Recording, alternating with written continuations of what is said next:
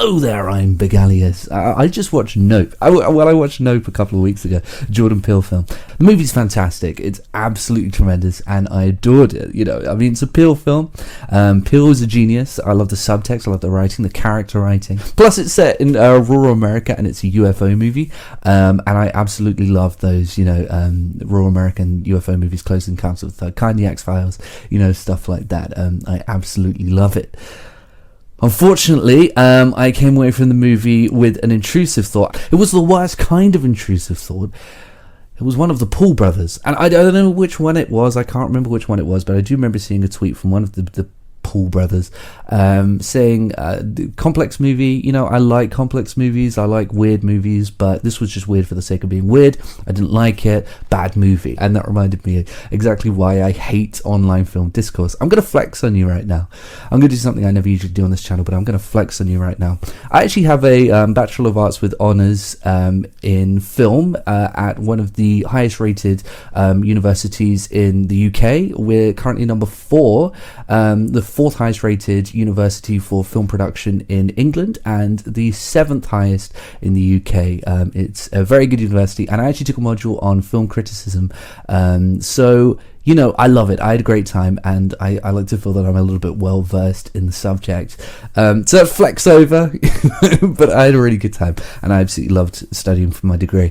And it's also why I cannot sit through a whole video essay criticizing a film. I hate the way the internet does it. It drives me absolutely crazy. All of these YouTubers, they go into it. First thing they do, of course, is deconstruct the plot.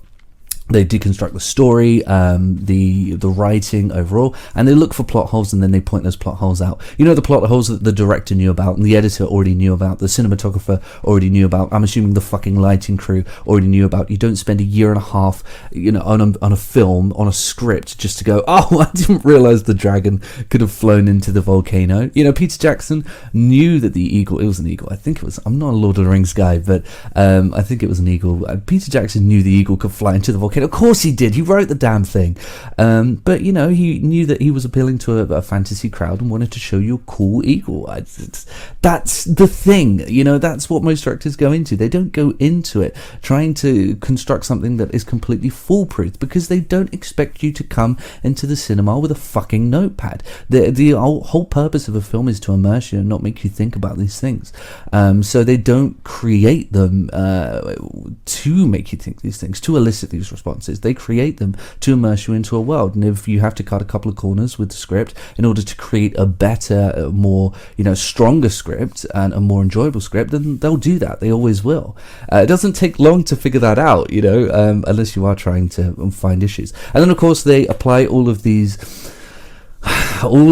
film concepts, these rules, these dogmatic freaking film theory concepts that are older than my great grandma, 70 years older than probably the person making the fucking video, created in a time before color film, before widescreen, before any of that, back when we didn't really know much about film. So arbitrary and surface level that we don't really use most of them. A lot of them are just concepts that we in the film world we respect. Obviously, we respect people like Kuleshov and Chekhov and stuff like that. We respect these people, most of them anyway, but we sort of take them as a baseline and do our own thing with them. Even with stuff like everything is open to interpretation in film. Everything is ambiguous and open to explore.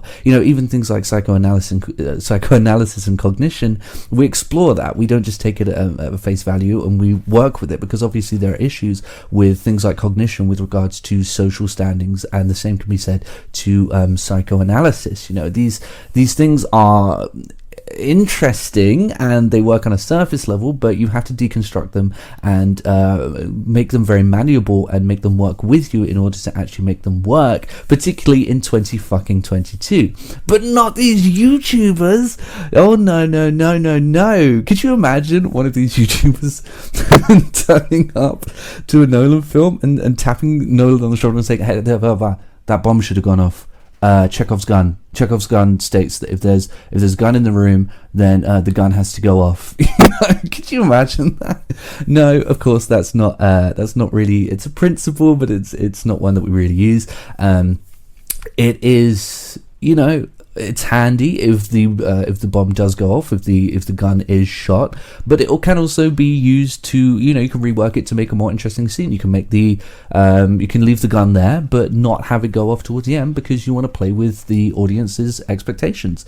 And of course, a rule like that would have made sense in the 50s when we were making the same basic films over and over again with Cary Grant, but nowadays, we want to play with films a little more, and it's more interesting to play around with that sort of stuff. And of course, you all of these concepts, all of these very baseline concepts, 180 degree rule, which is actually, I think, one of the only ones that we do sort of religiously follow mostly, rule of thirds, and of course the big one, and the one that I really don't like, and the one that the internet seems to absolutely adore, show don't tell. Now, show don't tell is, it's fairly important. It can be a useful technique, but it is so ambiguous and so ill-defined that you just can't do that. You can't have I need to show this and not tell. That just doesn't work. And actually, I think it's used more effectively when it's ignored or purposely ignored. I'd rather hear about the beast in the forest and how dangerous it is so that I can be scared of the beast than be given a big CGI beast in the forest. Yes, it's important to give payoff to an audience, but it's also important to create a sense of mysticism, and the best way to do that is not to show all of your cards at once, and to keep that held in. But no, of course, that isn't taken into consideration when the story is told in the film that the film critic doesn't like. But when it comes to a film like Jaws, where they barely ever show the sharks, for that very reason, but they tell tons of stories about it, and it's dead eyes. No, but when it's Jaws, it's a great movie, because they told and didn't show, but that's okay because they like the movie. It's the two biggest issues that I have with film criticism, which is it's self-indulgent and it's dogmatic. Going into a film with a list of dogmatic rules, which is, there was a publication in the 60s, it was called Cahiers de Cinema, and it was led by a bunch of people who did exactly this in the 60s. They were obsessed with realism cinema, and they tried to create benchmark dogmatic rules for cinema, and as you can tell, it didn't take off, and they're pretty much the laughing stock of film theory. There is so much paperwork and writing, there's a book after book after book after book just shaming Cahiers de Cinema and what a complete flop and a mess of an idea it was, to even publicize all of these ridiculous thoughts. I even wrote an essay on it.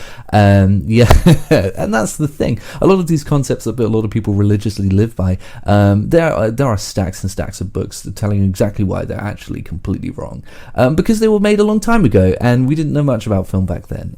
So it just kind of drives me crazy when all of these film critics, they just feel so self-indulgent and like, okay, it's like if an astrophysicist was sat there listening to someone talk about why they don't think, or they think that maybe Neil Armstrong didn't land on the moon because the lighting was a little bit weird on that shot. And, to the astrophysicist, it's like, shut the fuck up, dude. You don't know, you haven't experienced all of this, and you're just talking out of your ass because you found a little bit of information through a 5-minute Google search. And that's how I feel watching all of this film criticism.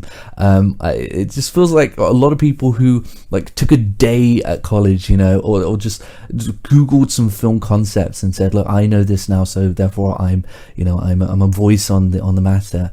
But once you actually spend time with it, then you begin to learn that all of these things, it's more what you do with them than what you actually learn and what you write down in a notepad.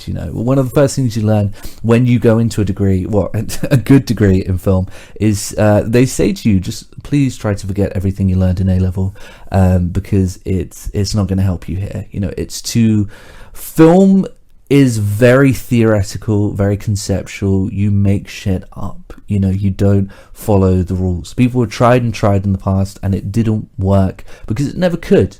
Film is a very unique thing, and obviously it's more about what you do with it than how you follow the rules. So obviously this isn't going to have an effect on film discourse, but I just wanted to get that off my chest, and I will see everyone later.